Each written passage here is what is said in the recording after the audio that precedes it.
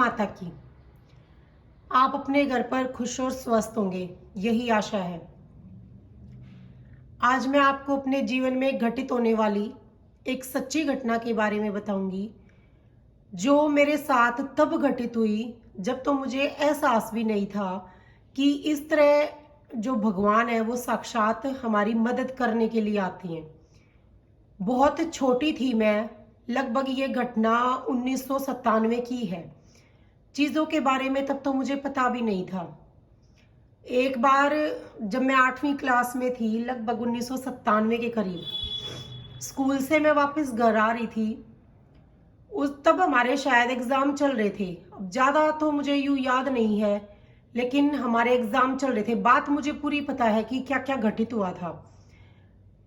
मैं अकेली स्कूल से घर आ रही थी। हमारे स्कूल से घर के बीच में एक छोटा सा रोड 1-2 मिनट के लिए खाली सुनसान सा आता है। वहां पे उस टाइम पे पहले ज्यादा बड़े बड़े पेड़ लगे हुए थे। तो जब मैं उसी रास्ते पर आई तो एक कार आई और उसमें शायद 3 या 4 लोग थे। उनमें से 2 उतरे नीचे और यूं बोले कि तुम्हारे ना पापा का एक्सीडेंट हो गया है और हम उनको अग्रवाल हॉस्पिटल में एडमिट करवा के आए हैं। अब छोटी थी मैं, मेरे को समझ नहीं थी। और उस टाइम पहले, लगभग इतने साल पहले, 24-25 साल पहले, ऐसी घटनाएं भी बहुत कम होती थी कि किडनैप कर रही हैं बच्चों को। ये चीज़ें भी बहुत कम घटित होती थी। आज तो यूँ है कि हम अपने बच्चों को जागरूक कर रहे हैं इन चीज़ों के बारे में। और अग्रवाल हॉस्पिटल का मैंने नाम सुन रखा था, तो मुझे ऐसे सच लगा, हड़बड़ा सी गई मैं, घबरा गई कि मेरे पापा का एक्सीडेंट हो गया है। और हॉस्पिटल भी उन्होंने जाना पहचाना नाम ही बताया। बस मैं उनके साथ जाने के लिए तैयारी थी कि चलो अंकल।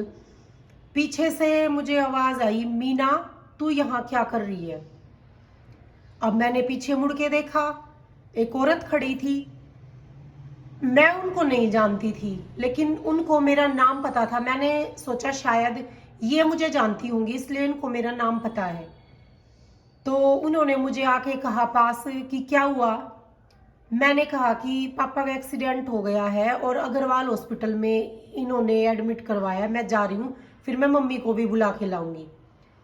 तो वो अचानक से बोली कि नहीं, तुम्हारे पापा का तो एक्सीडेंट नहीं हुआ है, मैं भी तुम्हारे घर से ही आई हूं और वो तो ठीक थे, चाय पी रहे थे।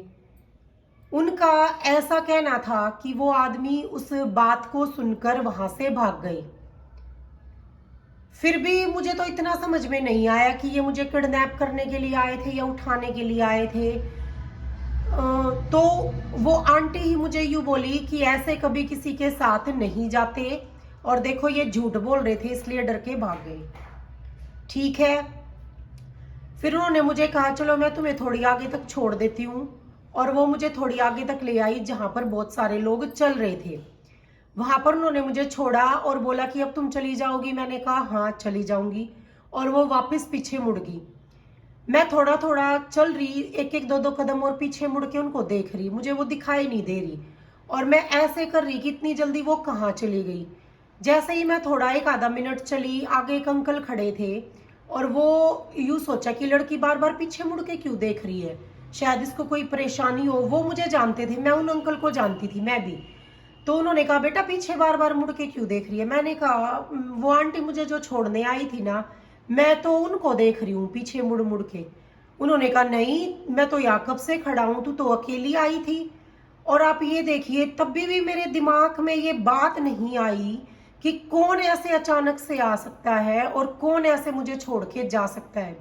तब भी मुझे समझ में नहीं आया कि भगवान न जाने किस रूप में कब कहाँ आ जाए। मैं घर गई भागे भागे और मैंने मम्मी को ये सारी बात बताई। जब तो मम्मी ने भी बस ये कह दिया कि कोई जानने वाला होगा जो आया होगा। लेकिन जब उसी छवि को मैंने बार बार स्वप्न में देखा, अब बड़े होने के बाद वो चीजें समझ में आ रही हैं कि वो कोई और नहीं, माता रानी थी। साक्षात उन्होंने आकर मुझे जब बचाया था। आज मुझे इन चीजों का एहसास है कि काश मुझे तब पता होता कि ये माँ आई है, तो मैं उनसे तब ना गले मिलती। अब आप देखिए, आज भी मुझे ये बात याद करके मतलब मेरा मन भर जाता है। कितनी क्या ही तो बस मैं इस बारे में बताऊं। माँ की कृपा के बारे में तो कोई नहीं बता सकता, लेकिन ये मेरे जीवन में घटित होने वाली एक सच्ची घटना है। आज मैं इसको याद करती हूँ ना तो भी मेरे रोम रोम खड़े हो जाते हैं इस बात को याद करके कि ऐसा है। देखिए, भगवान तो है और वो आते भी हैं, बस पता नहीं क्यों हम उनको पहचान नहीं पाते। अगर आपको मेरे जीवन की इस घटना ने प्रभावित किया है तो इस वीडियो को ज़्यादा से ज़्यादा लाइक, शेयर और सब्सक्राइब कीजिए, और मेरे और अनुभव जानने के लिए मेरे चैनल को सब्सक्राइब कीजिए।